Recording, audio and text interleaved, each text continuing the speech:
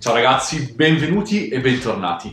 Io sono Simone, amo le lingue straniere, le uso per viaggiare per il mondo e per lavorare come project manager qui e là con clienti un po' ovunque, e su questo canale vi racconto come fare a imparare le lingue da autodidatta. Oggi ragazzi parliamo dello sloveno.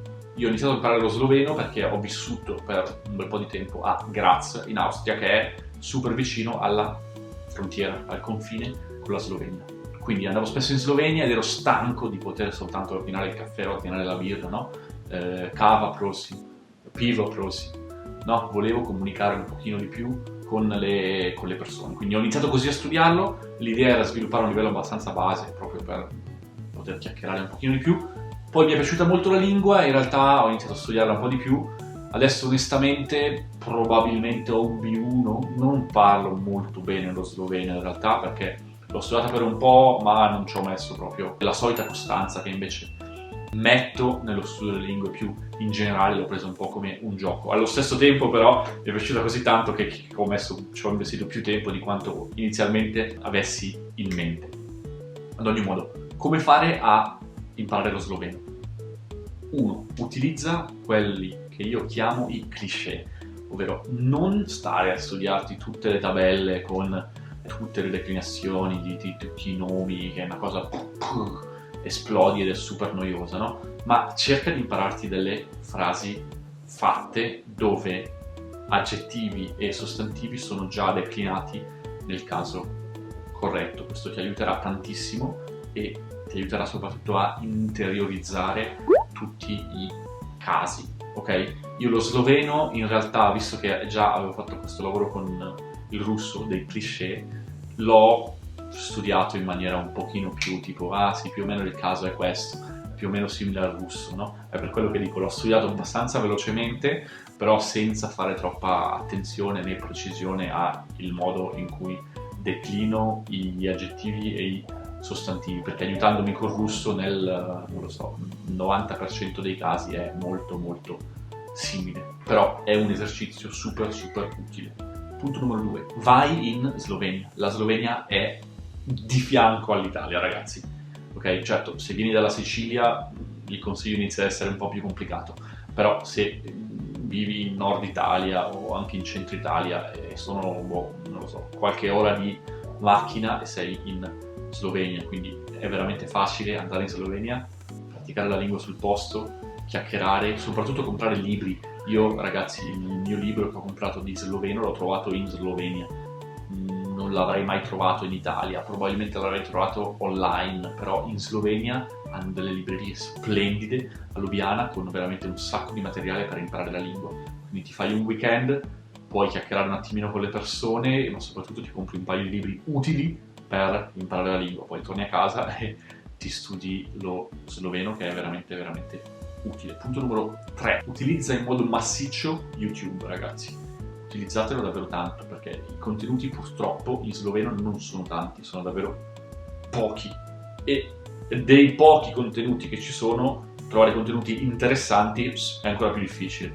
Quindi cerca di usare ogni singolo video su YouTube che trovi e che ti sembra interessante al massimo, spremilo più che puoi e cerca di tirar fuori veramente il massimo da ogni singolo video, da ogni singolo contenuto in sloveno che puoi trovare. La stessa roba vale con gli articoli, no? Ecco, articoli su blog ce ne sono molti di più che non video su YouTube, quindi puoi anche leggere, ad esempio, è un'ottima pratica.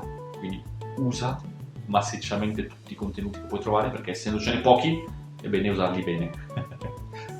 Un altro consiglio è guardati le TED Talk, ragazzi. Le TED Talk in sloveno ce ne sono un po', io penso di averle viste tutte e sono un ottimo modo per migliorare la lingua. Ripeto, ci sono pochi contenuti, quindi cerchiamo di usare tutti i contenuti che possiamo. Sii consapevole del fatto che in Slovenia, nonostante il paese sia molto piccolo, ci sono un sacco di dialetti, ok? Ti sposti di 50 km già parlano un dialetto diverso, ok? E questo non aiuta sicuramente lo studio della lingua.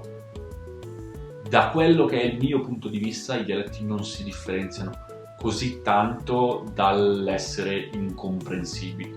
come ad esempio avviene se invece parliamo dell'Austria, no? La parte est dell'Austria o la parte ovest dell'Austria, confine con la Svizzera, il Vorarlberg. Io non capisco una parola di cosa dicono in Vorarlberg, no? Però capisco tutti gli altri dialetti dell'Austria e non ho problemi a parlare in dialetto austriaco. In Slovenia mi sembra che non sono così diversi, però se chiedi a qualcuno, a qualche persona slovena, ti dice i dialetti sono super diversi.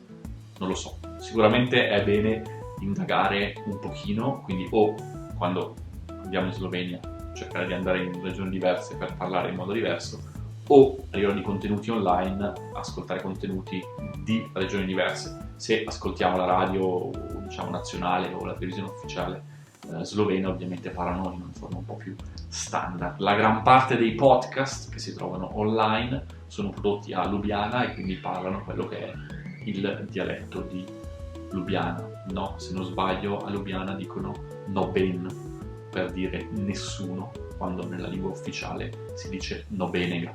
No, nobenega, noben.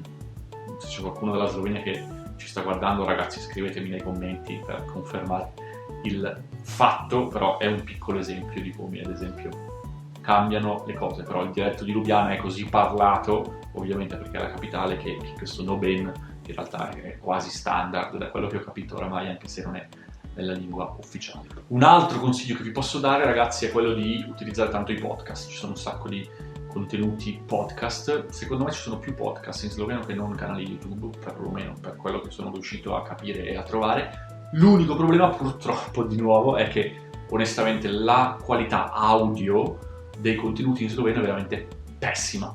Quindi io, ad esempio, non riesco con degli auricolari normali, se sto camminando per strada, ad ascoltare dei podcast in sloveno, perché l'audio è troppo basso, perché c'è fruscio di fondo.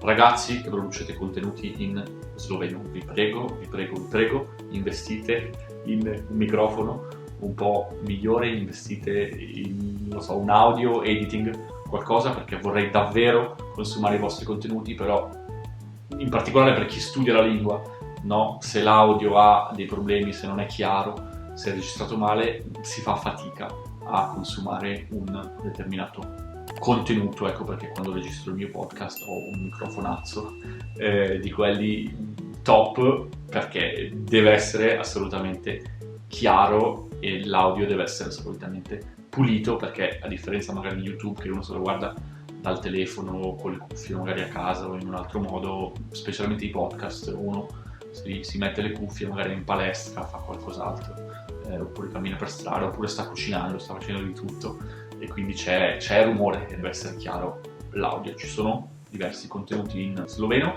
Se volete qualche indicazione, qualche consiglio, scrivetemi nei commenti. Ragazzi, vi ricordo che ho anche una piccola newsletter in cui periodicamente condivido consigli su come imparare le lingue. Se invece volete sapere perché ho deciso di studiare lo sloveno e come l'ho studiato, date un occhio a questo video. Io vi ringrazio, ragazzi, e noi ci vediamo davvero presto. Ciao a tutti.